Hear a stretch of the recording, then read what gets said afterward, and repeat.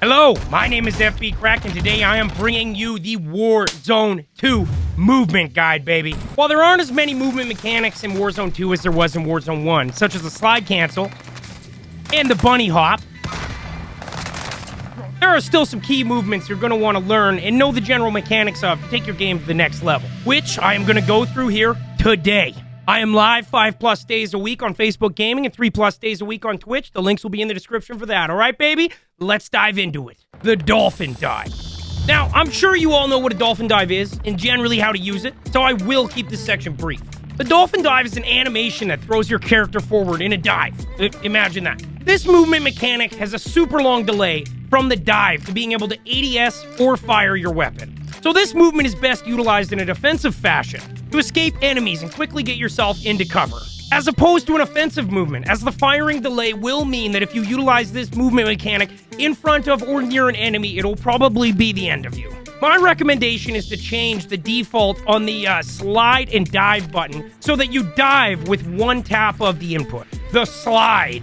The slide in Warzone 2 is not as useful as it was in the prior game. It also has a similar ADS and firing penalty likened to the Dolphin Dive. I personally do not utilize this mechanic very often, as I do find that the Dolphin Dive is a far more effective defensive option.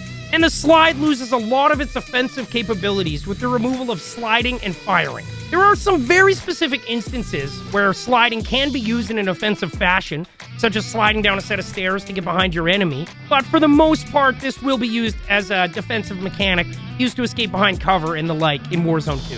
Snaking / using crouch on cover. Finally, we are moving on to an offensive mechanic, which can be used offensively depending on how you apply it. Snaking has been a part of Call of Duty for a very long time, and for very good reason, as it's very effective if used correctly. This mechanic allows you to remain almost completely hidden behind cover while healing, dealing damage, and gathering information, or doing all of them at once in different segments of the play you are making. Jump shots. Jump shots are an offensive maneuver, which are typically best utilized in close quarters and can be a great way to challenge around a corner. They're exactly as they sound, jumping while shooting. This can be an initial jump around a corner to start an engagement, or jumping while you already are in a close range engagement to try and get your opponent to miss more shots. Jump shots are not recommended for long range, as it can be a lot harder to stay on your target with your crosshair moving around as much as it would. If you're using it to start a gunfight, say a jump shot around a corner, you are going to need to keep in mind that the game does add an ADS penalty while airborne, meaning that your ADS will be quite a bit longer while jumping. For this reason, to compensate for it, if you are going to be jump challenging around a corner or something, you need to start the ADS animation the second you leave the ground. Even if there's a fire. Even if you're unsure if there's an enemy around the corner or not. This way, if there is, you will be ready. Drop shots. Drop shots, again, are as described. It's going prone within a gunfight to make yourself harder to hit. Drop shots can be absolutely fantastic when you are caught off guard close quarters, but can also be effective at a mid to longer range. The best practice for a drop shot is to hold prone to drop, then immediately begin spamming jump to stand back up as quickly as possible. This puts an extra element of movement into it, making yourself a lot harder to hit had you just dropped and laid there, as it usually only takes a second for the opponent to adjust to your new position in their aim, and adding this extra element is just going to throw them off that much more.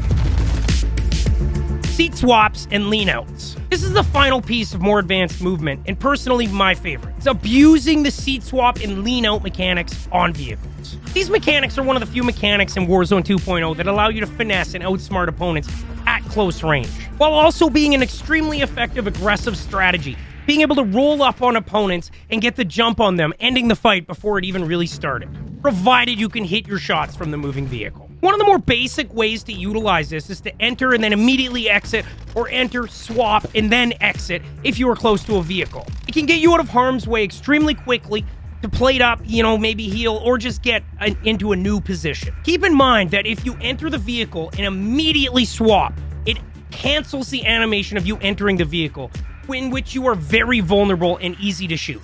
Depending on your situation and what side of the vehicle you find yourself in trouble on, sometimes you can enter the vehicle quickly and exit immediately to switch sides and get yourself out of harm's way. Other times you're going to need to enter that vehicle, swap a seat or two, and then hop out to get yourself out of the line of fire. Another tactic that can be effective is getting in and swapping seats 2 or 3 times, which is going to put you in the back seat of the car. Depending on what vehicle you are using, you can be very hard to see back there. Probably don't do it in a chop top with the open top. That's probably not going to work for this particular tactic.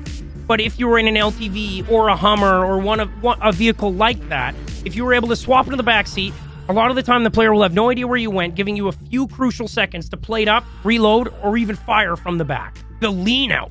The lean out can also be utilized in close range combat, but where it really shines is some of the longer range kills. You can simultaneously make yourself a lot harder to shoot by being in a fast moving vehicle, making yourself a fast target. A lot of players are going to struggle to track that, and getting the element of surprise. If you are barreling across the map at somebody and they don't necessarily notice that you're coming, you are able to quickly lean out and get some shots in and secure that kill before they even have an opportunity to fight back. Depending on which vehicle you're using and the location of your enemy relative to yourself, you can lean out the driver's side or any of the other doors on the vehicle to give yourself the best possible angle and the best possible cover. Every spot will provide you a different level of cover and angle depending on where your opponent is located. Some of the spots you'll lean out of and won't be able to even see your enemy. You will just need to get used to the vehicle of your choice, its lines of sight, and where you will be able to see and be covered from with each lean out respective to your enemy's location. Once you get very good at these mechanics, you can become nearly unstoppable, especially in a solos mode. Hey guys,